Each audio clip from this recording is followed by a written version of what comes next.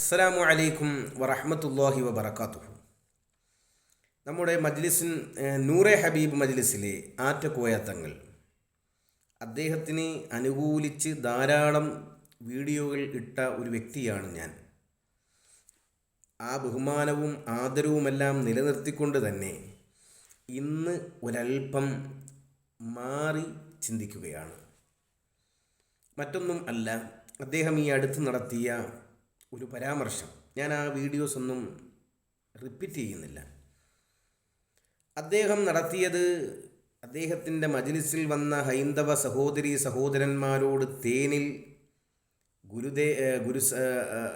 അവരുടെ ദൈവങ്ങളെ ധ്യാനിച്ച് ഊതാൻ കൽപ്പിക്കുന്നുണ്ട്, പറയുന്നുണ്ട്. അത് I will never support this. ഒരിക്കലും ഞാനത് സപ്പോർട്ട് ചെയ്യില്ല. കാരണം അത് തൗഹീദിന് എതിരാണ്. തൗഹീദിന് എതിരായൊരു കാര്യം പരസ്യമായി പറഞ്ഞതുകൊണ്ട് തങ്ങൾ അത് പരസ്യമായി തന്നെ തിരുത്തും എന്ന് ഞാൻ കരുതുന്നു. അബദ്ധം പിടഞ്ഞതാണെങ്കിലും അതും ജനങ്ങളെ ഓർമ്മപ്പെടുത്തും എന്നും ഞാൻ കരുതുന്നു. ഇത് ഈ തങ്ങളുടെ മാത്രം പ്രശ്നമല്ല. ധാരാളം ആൾക്കാർ ഇത്യാദി വിഷയങ്ങൾ ചെയ്യുന്നുണ്ട്. എനിക്ക് ഓർമ്മ വരുന്നത്, ഞാൻ എൻ്റെ നാട്ടിലുണ്ടാകുമ്പോൾ നാട്ടിലെ ദറസിൽ പഠിക്കാറുണ്ട്. അങ്ങനിരിക്കെ ആ പള്ളിയിലെ ഞങ്ങളുടെ ഉസ്താദിൻ്റെ പൂർവ്വ വിദ്യാർത്ഥികളിൽ ഒരാൾ ഒരു സമയത്ത് അവിടെ വന്നു.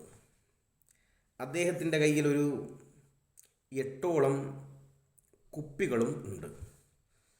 ഒരു തങ്ങെടുത്ത് തൻ്റെ വീടിൻ്റെയും കടയുടെയുമൊക്കെ പുരോഗതിക്ക് വേണ്ടിയുള്ള, അല്ലെങ്കിൽ വിഷമങ്ങളും പ്രശ്നങ്ങളൊക്കെ മാറാൻ വേണ്ടിയുള്ള കാര്യങ്ങൾ പറഞ്ഞപ്പോൾ അദ്ദേഹം 4 വളപ്പിനും കുഴിച്ചിടാൻ വേണ്ടി കൊടുത്തതാണത്രേ ഈ കുപ്പികൾ. ആ കുപ്പി തുറന്നപ്പോൾ അതിൽ ദേവന്മാരുടെ രൂപങ്ങളാണ് അതിൽ ഉള്ളത്.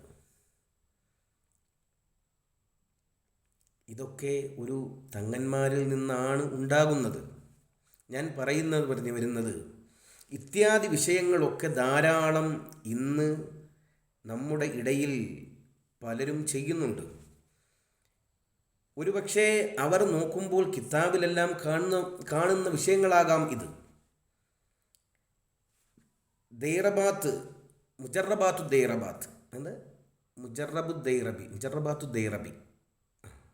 ദൈറബി ഇമാമിൻ്റെ മുജറബാത്ത് എന്ന് പറയുന്നൊരു ഗ്രന്ഥം.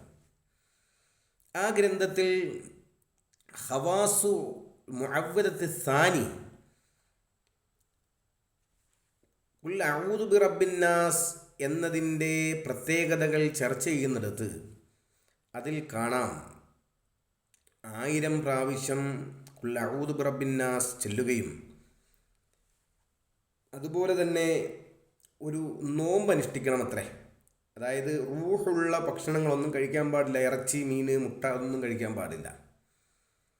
അത് ചൊല്ലിയതിന് ശേഷം അജീബു യാ വസ്വാസൽ ഖന്നാസ്, ഓ വസ്വാസൽ ഖന്നാസ്, ശൈത്താനേ നീ ഞങ്ങൾക്ക് ഉത്തരം നൽകണേ. യാ അയ്യുഹൽ വസ്വാസൽ ഖന്നാസ്, അങ്ങനെ ഉള്ളത്. അജീബു യാ അയ്യുഹൽ വസ്വാസൽ ഖന്നാസ്, ഓ ശൈത്താനേ നീ ഞങ്ങൾക്ക് ഉത്തരം നൽകണമേ.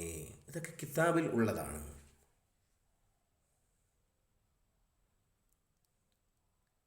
എന്നിട്ട് അവസാനം പറയുന്നു വഅലൈക ബിഹാദാ, ഇത് നിങ്ങൾ മുറുകെ പിടിക്കണം, ഇതനുസരിച്ച് ചെയ്യണം, ചെല്ലിയാൽ പ്രയോജനമാണ് എന്നാണ് ഇപ്പോൾ അതിൽ പറഞ്ഞു വച്ചിരിക്കുന്നത്.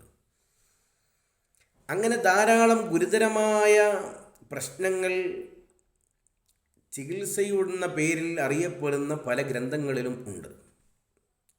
ഒരു ഗ്രന്ഥത്തിൽ അഹ്രിഖു ഖൽബ ഫുലാന് ബിന് ഫുലാനത്ത്, ഈ അഹ്രിഖു എന്ന് പറഞ്ഞ ആരോടാണ് പറയുന്നത്, തേടുന്നത്? ഇങ്ങനെയൊക്കെയുള്ള ധാരാളം പ്രശ്നങ്ങൾ ചികിത്സാ കിതാബുകളിലുണ്ട്. അത് അവലംബമാക്കി പലരും പലരോടും ചെയ്തു കൊടുക്കുന്നുണ്ട്. ഒരു ഹൈന്ദവ സഹോദരന് ഏലസ് കിട്ടുന്നതുമായി ബന്ധപ്പെട്ട് ഒരു സഖാഫി പറഞ്ഞ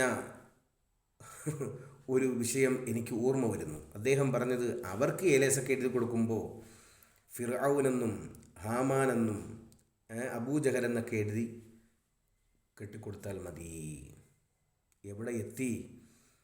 നമ്മുടെ അഖീദ, നമ്മുടെ വിശ്വാസം എവിടേക്ക് മാറി നിന്നു? ഇത് ഒരു ആറ്റക്കോയ തങ്ങളിൽ മാത്രം ഒതുങ്ങുന്ന വിഷയമല്ല.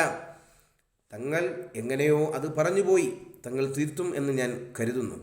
അതുകൊണ്ട് ഇത്യാദി വിഷയങ്ങൾ കൈകാര്യം ചെയ്യുമ്പോൾ വളരെയേറെ സൂക്ഷിക്കുന്നത് വളരെ നന്നായിരിക്കും.